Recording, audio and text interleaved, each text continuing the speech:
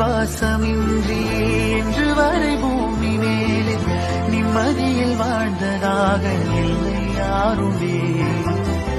துன்பமோ இன்பமோ கற்றுத்தரும் காலமே, நம்பினால் யாவும் மாறுமே.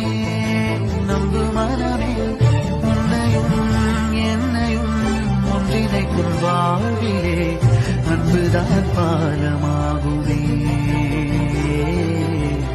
அன்புதான் பாலமா.